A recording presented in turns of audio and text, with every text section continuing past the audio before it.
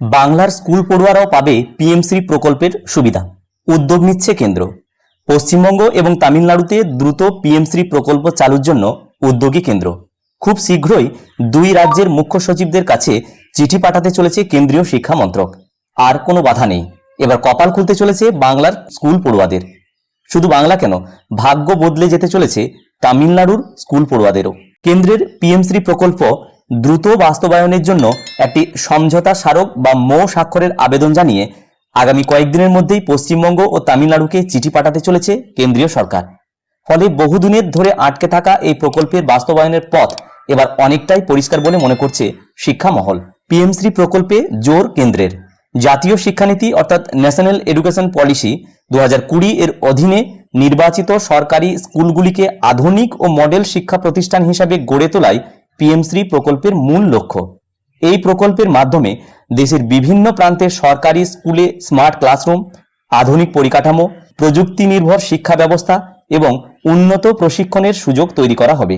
কেন্দ্রীয় শিক্ষা মন্ত্রকের এক শীর্ষ আধিকারিক জানিয়েছেন, খুব শীঘ্রই পশ্চিমবঙ্গ এবং তামিলনাড়ুর মুখ্য সচিবদের কাছে আনুষ্ঠানিকভাবে চিঠি পাঠানো হবে। সেই চিঠিতে প্রকল্প বাস্তবায়নের জন্য প্রয়োজনীয় সমঝোতা স্মারককে স্বাক্ষরের অনুরোধ জানানো হবে। কেন্দ্র আশাবাদী যে দুই রাজ্যই এবার এই প্রকল্পে অংশ নেবে। আগে কেন যোগ দেয়নি বাংলা?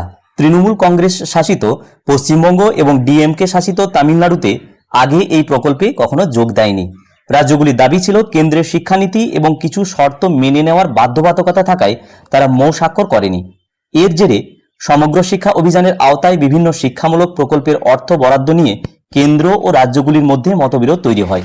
2024-25 অর্থবর্ষে তামিলনাড়ু, পশ্চিমবঙ্গ, কেরালা, দিল্লি এবং পাঞ্জাবের মতো কয়েকটি রাজ্যের সমগ্র শিক্ষা অভিযানের তহবিল আটকে দেওয়া হয়েছিল বলে অভিযোগ ওঠে।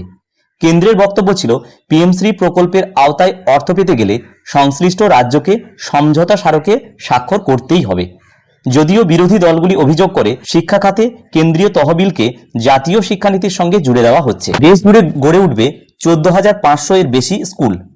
পিএমশ্রী প্রকল্পের অধীনে দেশ জুড়ে 14,500-রও বেশি স্কুলকে উন্নত মডেল বিদ্যালয়ে রূপান্তর করার লক্ষ্য নেওয়া হয়েছে।